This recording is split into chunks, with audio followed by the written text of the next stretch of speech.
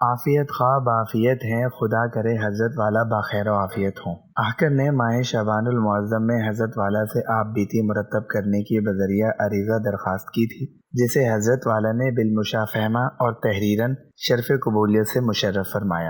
جزاکم اللہ احسن الجزا۔ ماہ مبارک میں مکہ معظمہ میں باریابی کا شرف حاصل ہوا۔ اس وقت حضرت والا نے فرمایا تھا، آپ بیتی شروع کر دی ہے۔ اپنے مقام انڈیا پہنچنے کے بعد حضرت والا کا نوادش نامہ آکر کے نام آیا۔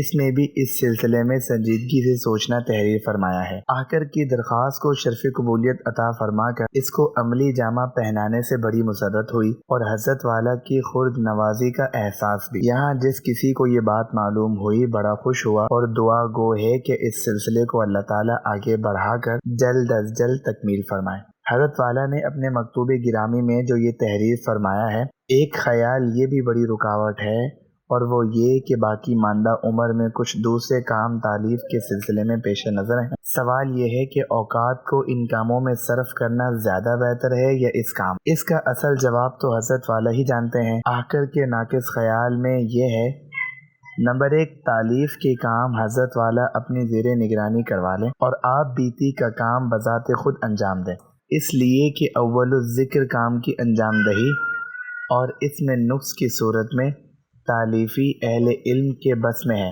جبکہ ثانی الذکر کام میں یہ نہیں ہو سکتا۔ احوال کی صحیح تصویر کشی دوسرا کر ہی نہیں سکتا، اگر کوشش کرے گا بھی تو افراط و تفریط کا امکان ہے، جیسا کہ بعض سوانح نگار اس کا شکار ہوئے ہیں۔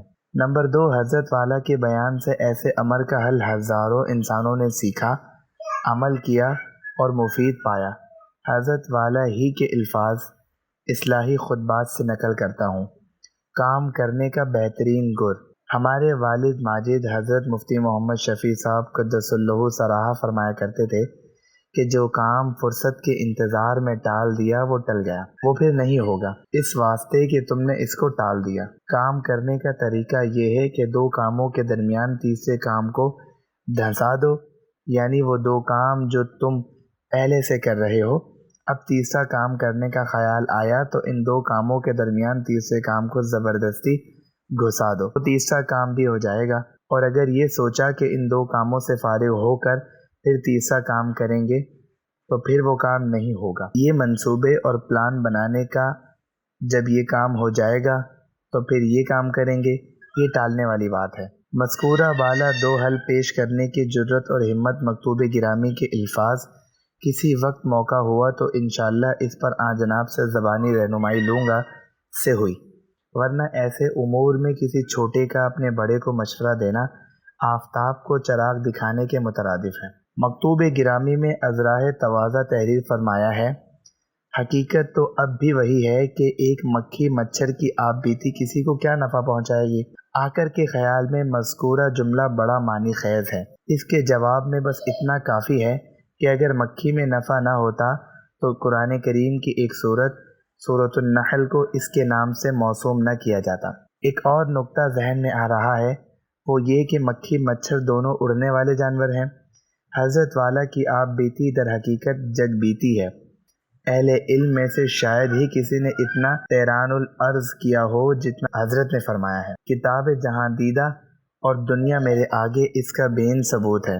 حضرت کے سفرناموں کا جب یہ حال ہے تو آپ بیتی کا کیا حال ہوگا، اس کو الفاظ میں بیان کرنے سے قاصر ہوں۔ بہرحال مقرر درخواست ہے کہ آپ بیتی تحریر فرمانے کا جو سلسلہ جاری فرمایا ہے اس کی تکمیل ضرور فرمائیں۔ اللہ تعالی حضرت والا کے سایہ عاطفت کو دیر تا دیر بعافیت و سلامت باقی رکھیں اور اوقات میں برکت نصیب فرمائیں۔ اس مکتوب میں حضرت مفتی صاحب دامت برکاتہم نے اس بندہ عاجز کے بارے میں جن خیالات کا اظہار فرمایا ہے وہ تو یقیناً ان کے حسن ظن اور محبت کا اثر ہے، ورنہ من آنم کے من دانم۔ لیکن اس مکتوب گرامی کے ساتھ دل میں ایک اور خیال نے مجھے اس فرمائش پر عمل کا داعیہ پیدا کیا، اور وہ یہ کہ میرے کچھ محبت کرنے والوں نے اپنی محبت کے تقاضے سے میری سوانح اردو اور عربی میں مرتب فرمائی ہیں، اور انہیں دیکھ کر مجھے یہ اندازہ ہوا کہ ان کی محبت نے بہت سے معاملات میں انہیں مبالغے پر آمادہ کر دیا ہے۔ نیز بعض موضوعات پر گفتگو کرتے ہوئے ان معاملات کا پورا پس منظر اور تفصیلات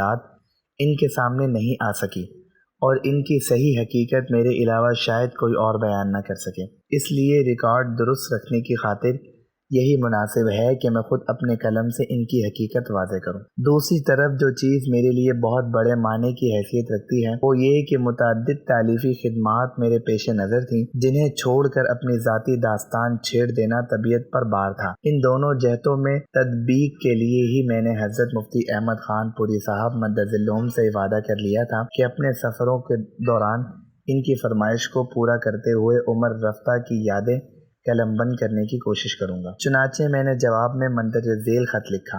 حضرت والا کا گرامی نامہ بذریعہ ای میل موصول ہوا اور تعمیل ارشاد کی خاطر اللہ تبارک و تعالیٰ کے نام پر ارادہ کر لیا ہے کہ انشاءاللہ تعالیٰ یہ کام فی الحال سفروں کے دوران شروع کر دوں گا۔ آن جناب حج کے سفر پر روانہ ہو رہے ہیں۔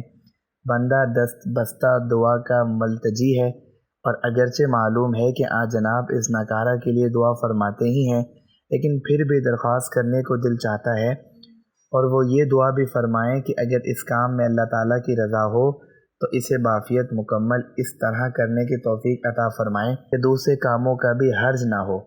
نیز روزہ اقدس پر اس ناکارہ کا سلام عرض کرنے کی بھی درخواست ہے۔